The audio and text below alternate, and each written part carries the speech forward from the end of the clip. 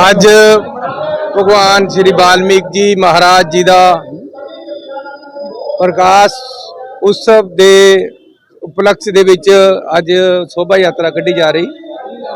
ਮੈਂ ਇਸ ਸ਼ੋਭਾ ਯਾਤਰਾ 'ਚ ਅਸੀਂ ਸਾਰੇ ਜਲੰਧਰ ਸ਼ਾਮਲ ਹੈ। ਮੈਂ ਸਾਰਿਆਂ ਨੂੰ ਇਸ ਦਿਨ ਦੀ ਬਹੁਤ ਬਹੁਤ ਵਧਾਈ ਦਿੰਦਾ ਤੇ ਬਹੁਤ ਬਹੁਤ ਸ਼ੁਭਕਾਮਨਾਵਾਂ।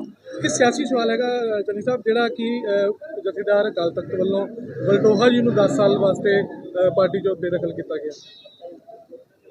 ਦੇਖੋ, ਜਥੇਦਾਰ ਸਾਹਿਬ ਅਕਾਲ ਤਖਤ ਸਾਹਿਬ ਇਹ ਇੱਕ ਉਹ ਪੋਸਟ ਹੈ ਜਿਹੜੀ ਸ੍ਰੀ ਗੁਰੂ ਹਰਗੋਬਿੰਦ ਸਿੰਘ ਜੀ ਨੇ ਗੱਦੀ ਚਲਾਈ। ਇਹ ਸਿੱਖਾਂ ਦਾ ਸਰਵਉੱਚ ਸਥਾਨ ਹੈ। ਜਥੇਦਾਰ ਸਾਹਿਬ ਅਕਾਲ ਤਖਤ ਜਾਂ ਦੂਸਰੇ ਤਖਤਾਂ ਦੇ ਜਥੇਦਾਰ ਸਾਹਿਬਾਨ ਤੇ ਕੋਈ ਉਂਗਲੀ ਨਹੀਂ ਉਠਾ ਸਕਦਾ, ਉਹਨਾਂ ਨੂੰ ਕੋਈ ਕਿਸੇ ਤਰ੍ਹਾਂ ਦਾ ਸਵਾਲ ਨਹੀਂ ਕਰ ਸਕਦਾ। ਉਹਨਾਂ ਦੀ ਸਰਵਉੱਚਤਾ ਹੈ, ਸਿੱਖ ਕੌਮ ਉਹਨਾਂ ਨੂੰ ਪੂਰਾ ਮੰਨਦੀ ਹੈ। ਜੇ ਕੋਈ ਉਹਨਾਂ ਤੇ ਉਂਗਲੀ ਉਠਾਏਗਾ, ਉਹਨਾਂ ਨੂੰ ਕੁਐਸਚਨ ਕਰੇਗਾ, ਤਾਂ ਜੋ ਜਥੇਦਾਰ ਸਾਹਿਬ ਦਾ ਹੁਕਮ ਹੋਏਗਾ ਅਸੀਂ ਉਹ ਮੰਨਾਂਗੇ, ਸਿੱਖ ਕੌਮ ਮੰਨੇਗੀ। ਜਿਹੜੀ ਰਿਕਾਰਡਿੰਗ ਕੀਤੀ ਸੀਗੀ ਵਲਟੋਹਾ ਸਾਹਿਬ ਨੇ ਜਥੇਦਾਰ ਹਰਪ੍ਰੀਤ ਸਿੰਘ ਹੋਣਾ ਦੀ, ਉਹ ਜਾਇਜ਼ ਆ ਜਾਂ ਨਜਾਇਜ਼ ਆ? ਰਿਕਾਰਡਿੰਗ ਮੈਂ ਕਹਿ ਰਿਹਾ ਜਥੇਦਾਰ ਸਾਹਿਬ ਤੇ ਉਂਗਲੀ ਉਠਾਉਣਾ ਕਿਸੇ ਤਰ੍ਹਾਂ ਵੀ ਜਾਇਜ਼ ਨਹੀਂ, ਉਹਨਾਂ ਨੂੰ ਸਵਾਲ ਕਰਨੇ ਕਿਸੇ ਤਰ੍ਹਾਂ ਵੀ ਜਾਇਜ਼ ਨਹੀਂ। ਉਹ ਸਰਵਉੱਚ ਹੈ, ਸਿੱਖ ਕੌਮ ਦੇ ਸਿਰਮੌਰ, ਉਹ ਸਾਡੇ ਲੀਡਰ ਹੈ। ਅਸੀਂ ਉਹਨਾਂ ਦੀ ਰਹਿਨੁਮਾਈ 'ਚ ਸਾਰਾ ਕੁਝ ਕਰਦੇ ਹਾਂ।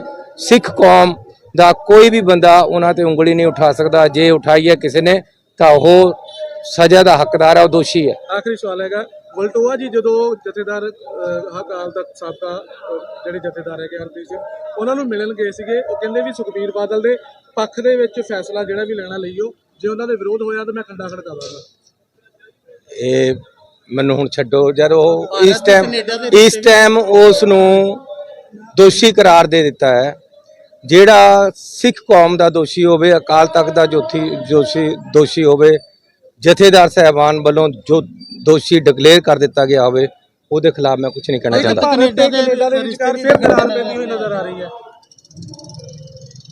ਸਾਡਾ 9 ਮਾਰਚ ਦਾ ਰਿਸ਼ਤਾ ਬਣ ਗਿਆ ਹੈ ਕੈਨੇਡਾ ਦੇ ਨਾਲ।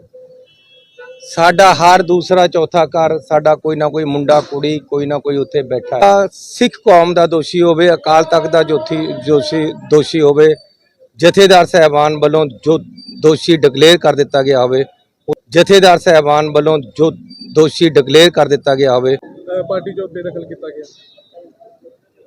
ਦੇਖੋ, ਜਥੇਦਾਰ ਸਾਹਿਬ ਅਕਾਲ ਤਖਤ ਸਾਹਿਬ ਇਹ ਇੱਕ ਉਹ ਪੋਸਟ ਹੈ ਜਿਹੜੀ ਸ੍ਰੀ ਗੁਰੂ ਹਰਗੋਬਿੰਦ ਸਿੰਘ ਜੀ ਨੇ ਗੱਦੀ ਚਲਾਈ। ਇਹ ਸਿੱਖਾਂ ਦਾ ਸਰਵਉੱਚ ਸਥਾਨ ਹੈ।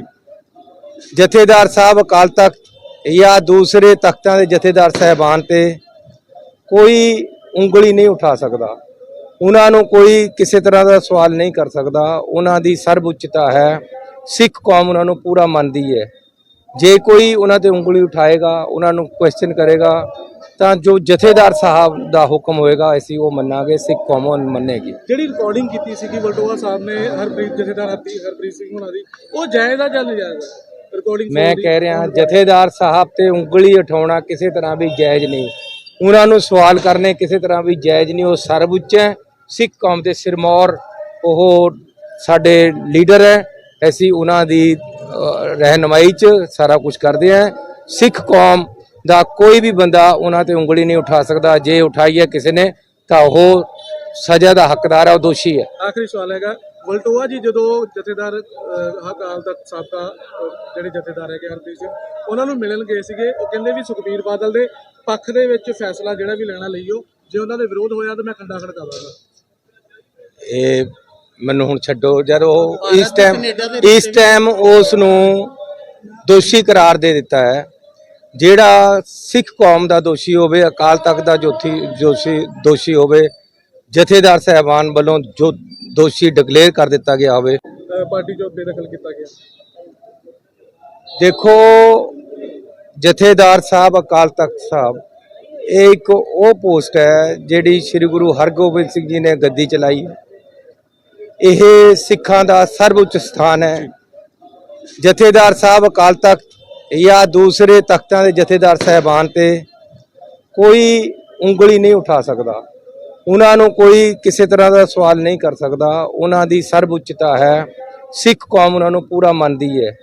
ਜੇ ਕੋਈ ਉਹਨਾਂ ਤੇ ਉਂਗਲੀ ਉਠਾਏਗਾ, ਉਹਨਾਂ ਨੂੰ ਕੁਐਸਚਨ ਕਰੇਗਾ, ਤਾਂ ਜੋ ਜਥੇਦਾਰ ਸਾਹਿਬ ਦਾ ਹੁਕਮ ਹੋਏਗਾ ਅਸੀਂ ਉਹ ਮੰਨਾਂਗੇ, ਸਿੱਖ ਕੌਮ ਮੰਨੇਗੀ। ਜਿਹੜੀ ਰਿਕਾਰਡਿੰਗ ਕੀਤੀ ਸੀਗੀ ਵਲਟੋਆ ਸਾਹਿਬ ਨੇ ਜਥੇਦਾਰ ਹਰਪ੍ਰੀਤ ਸਿੰਘ ਹੋਣਾ ਦੀ, ਉਹ ਜਾਇਜ਼ ਆ ਜਾਂ ਨਜਾਇਜ਼ ਆ ਰਿਕਾਰਡਿੰਗ? ਮੈਂ ਕਹਿ ਰਿਹਾ ਜਥੇਦਾਰ ਸਾਹਿਬ ਤੇ ਉਂਗਲੀ ਉਠਾਉਣਾ ਕਿਸੇ ਤਰ੍ਹਾਂ ਵੀ ਜਾਇਜ਼ ਨਹੀਂ, ਉਹਨਾਂ ਨੂੰ ਸਵਾਲ ਕਰਨੇ ਕਿਸੇ ਤਰ੍ਹਾਂ ਵੀ ਜਾਇਜ਼ ਨਹੀਂ। ਉਹ ਸਰਵਉੱਚ ਹੈ, ਸਿੱਖ ਕੌਮ ਦੇ ਸਿਰਮੌਰ, ਉਹ ਸਾਡੇ ਲੀਡਰ ਹੈ।